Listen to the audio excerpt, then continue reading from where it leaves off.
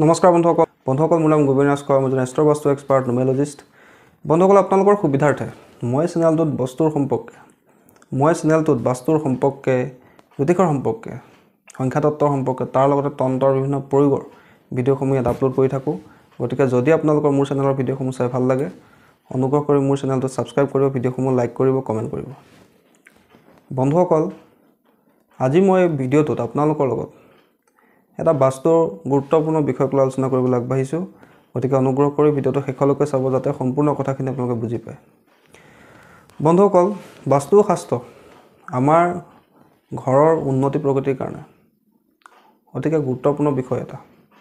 বাস্তু শাস্ত্ৰ নীতি নিয়মসমূহ যদি আমি ভালকৈ ফলো কৰি চলো আমি বিভিন্ন সমস্যাৰ পৰা মুক্ত হৈ থাকিব পাৰোঁ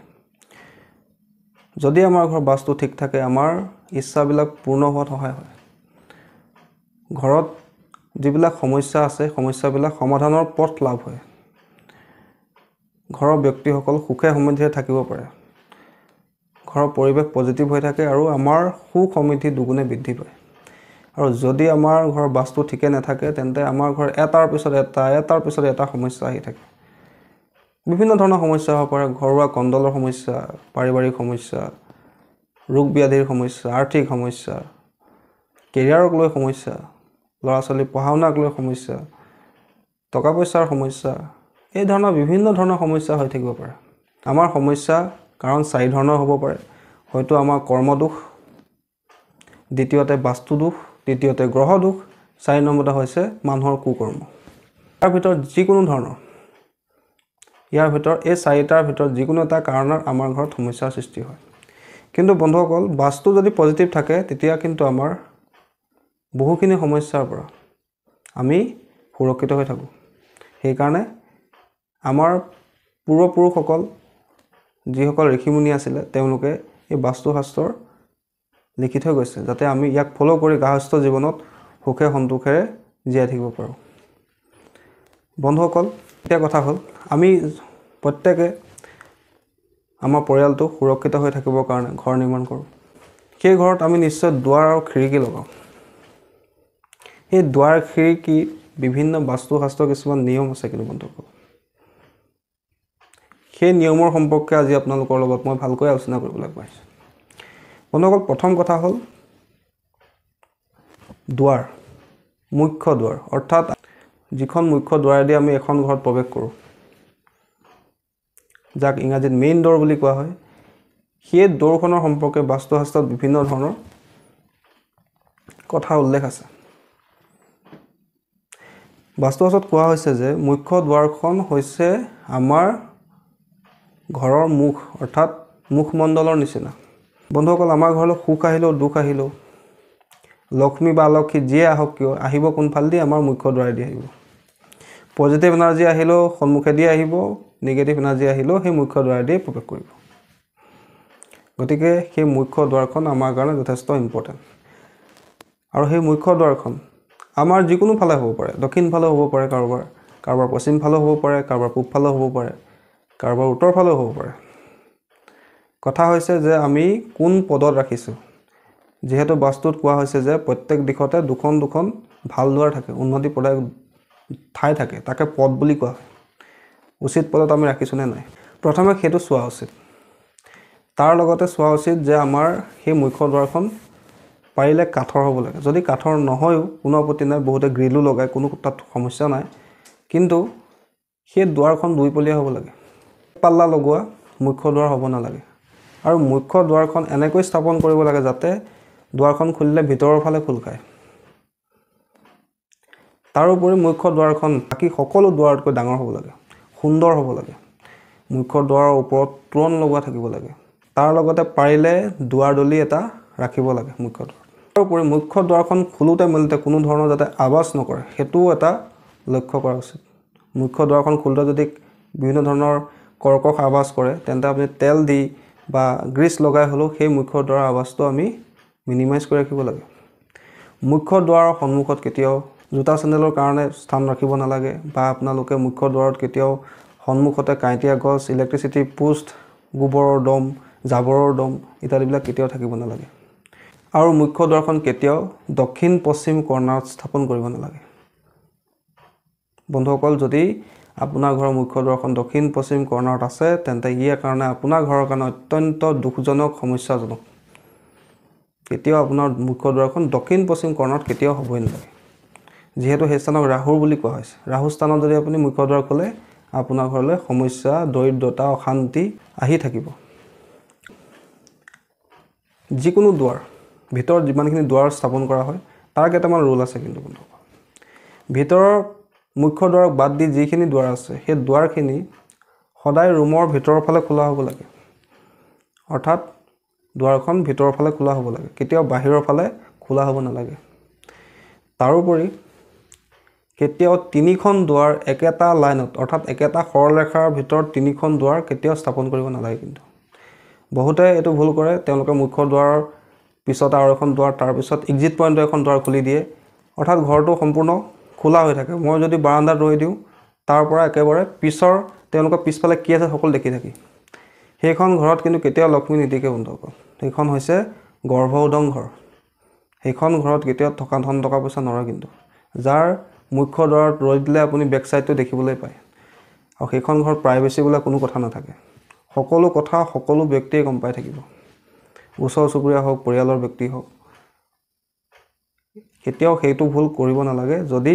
আপোনাৰ ঘৰটো তেনেকুৱা হৈ আছে তেন্তে সোনকালে এই দুখটো দূৰ কৰি ল'ব নহ'লে কিন্তু আপোনাৰ ধন সঞ্চয় নহ'ব নানান সমস্যা আহিয়ে থাকিব আপোনালোকৰ তাৰোপৰি ভিতৰৰ যিখিনি দুৱাৰ থাকে ঘৰৰ সেই দুৱাৰখিনি কেতিয়াও একেবাৰে কৰ্ণাৰ স্থাপন কৰি দিবগৈ নালাগে অৰ্থাৎ এখন ৱাল আছে ৱালখনৰ একেবাৰে চুকত নি পেলাই স্থাপন নকৰিব অকণমান হ'লেও 1 ফুট হ'লেও জেগা ৱালৰ পৰা এৰি পেলাই আপোনালোকে দুৱাৰখন বনাব বহুতকে দেখিবলৈ পাওঁ একেবাৰে ৱালৰ চুকত গৈ পেলাই দুৱাৰখন স্থাপন কৰি দিয়ে তেনেকুৱা কেতিয়াও নকৰিব যদি আপোনাৰ কিবা অসুবিধা আছে তেন্তে 1 ফুট হ'লেও জেগা ৱালৰ পিনে এৰি আপোনালোকে দুৱাৰখন স্থাপন কৰিব তাৰোপৰি ঘৰৰ ভিতৰৰ যিবিলাক দুৱাৰ থাকে সেইবিলাক কেতিয়াও মুখামুখি হ'ব নালাগে অৰ্থাৎ ধৰি লওক এটা মাজত কৰিডৰ আছে আপোনালোকৰ ইফালে এটা ৰুম আছে ইফালে এটা ৰুম আছে কেতিয়াও আপোনালোকৰ দুৱাৰবিলাক মুখামুখি হ'ব নালাগে সেয়াও কিন্তু সমস্যাজনক সেয়া বাস্তুদোষৰ সৃষ্টি কৰিব পাৰে কিন্তু বন্ধুসকল তাৰোপৰি ভিতৰৰ দুৱাৰবিলাক আপোনালোকে আপলীয়া বনাব পাৰে দুপলীয়া বনাব পাৰে ধৰক দুটা পাল্লা কৰি ৰাখিবও পাৰে বা এক পাল্লা কৰি ৰাখিবও পাৰে তাত কোনো ধৰণৰ সমস্যা নাই কিন্তু বন্ধুসকল ভিতৰৰ দুৱাৰসমূহ যাতে মুখ্য দুৱাৰতকৈ ডাঙৰ নহয় সেইটো আপোনালোকে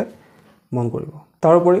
দুৱাৰ সংখ্যা জুৰীয়া সংখ্যাৰ হ'ব লাগে ঘৰত যিমানখিনি দুৱাৰ আছে সকলোখিনি মিলাই যদি জুৰীয়া সংখ্যাত থাকে তেন্তে ভাল বন্ধুসকল এতিয়া কথা হ'ল খিৰিকীও এটা আমাৰ ঘৰৰ ইম্পৰ্টেণ্ট বস্তু প্ৰত্যেকৰ ঘৰতে খিৰিকী থাকেই খিৰিকী যিহেতু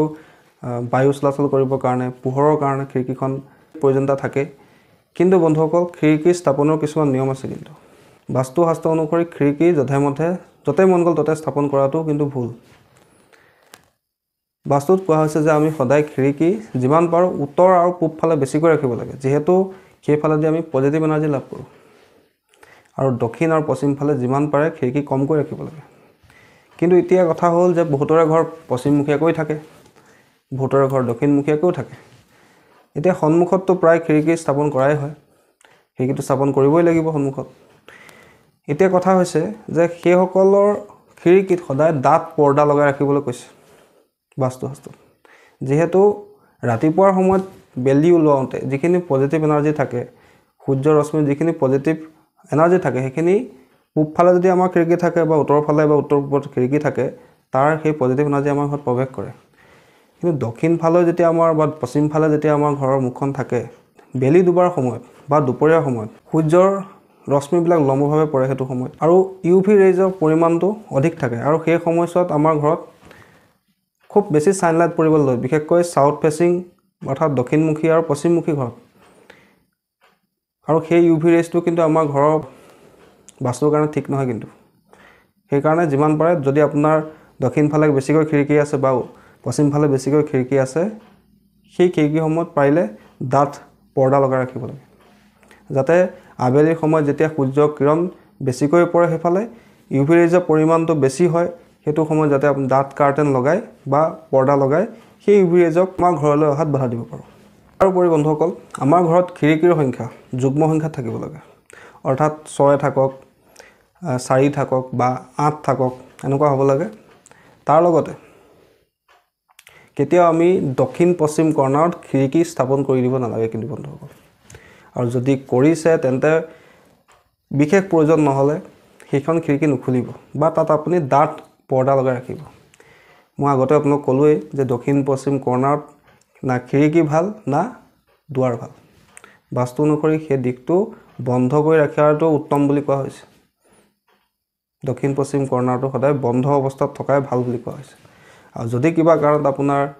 তাত খিৰিকী স্থাপন অলৰেডি কৰা হৈছে তেন্তে সেই খিৰিকীখন অলপ বন্ধ কৰি ৰখাই ভাল। কিবা প্ৰয়োজন নহ'লে নুখুলিব আৰু পাৰিলে তাত ডাঠ কাৰ্টেন অৰ্থাৎ পৰ্দা লগাই ৰাখিলে বেছি ভাল। বন্ধুসকল, এইখিনি হৈছে ঘৰৰ বাস্তুৰ সম্পৰ্কে অৰ্থাৎ ঘৰৰ দুৱাৰ আৰু খিৰিকীৰ বাস্তুৰ সম্পৰ্কে বাস্তুশাস্ত্ৰৰ কিছুমান টিপছ। এইখিনি যদি আপোনালোকে ফ'ল' কৰে নিশ্চয় ইয়াৰ পৰা আপোনালোকে বিভিন্ন ধৰণে সুফল লাভ কৰিব পাৰিব। আৰু বিশেষকৈ বাস্তুশাস্ত্ৰৰ নিৰ্মাণ এইটো কাৰণেই হৈছিলে যাতে আমাৰ গাৰ্হস্থ্য জীৱনত সুখে সমৃদ্ধিৰে থাকিব পাৰোঁ। গতিকে আমি ঘৰ নিৰ্মাণ কৰোঁতে কিটচেনক যেনেকৈ গুৰুত্ব দিওঁ, যেনেকৈ টয়লেট, ছেপ্টিক টেংক, বৰিং, আমাৰ প্ৰাৰ্থনা ঘৰ বা ষ্টাডি ৰুম বা আমাৰ বেডৰুমক যেনেকৈ আমি গুৰুত্ব দিওঁ, ঠিক তেনেকৈ আমি এই দুৱাৰ খিৰিকী বাস্তুৰ সম্পৰ্কে অকণমান গুৰুত্ব দিয়াটো উচিত। বন্ধুসকল, আশা কৰিছোঁ আজি আপোনালোকৰ দুৱাৰ খিৰিকী সম্পৰ্কে বাস্তুশাস্ত্ৰইনো কি কৈছে, কি নিয়ম আমি ফ'ল' কৰিব লাগে সেই বিষয়ে আপোনালোকক আজি মই জনালোঁ। আশা কৰিছোঁ আপোনালোকৰ বিষয়টো ভাল লাগিলে। যদি ভাল লাগিলে অনুগ্ৰহ কৰি ভিডিঅ'টো লাইক কৰি দিব, কমেণ্ট কৰিব আৰু মোৰ চেনেলটো ছাবস্ক্ৰাইব কৰিব। ধন্যবাদ।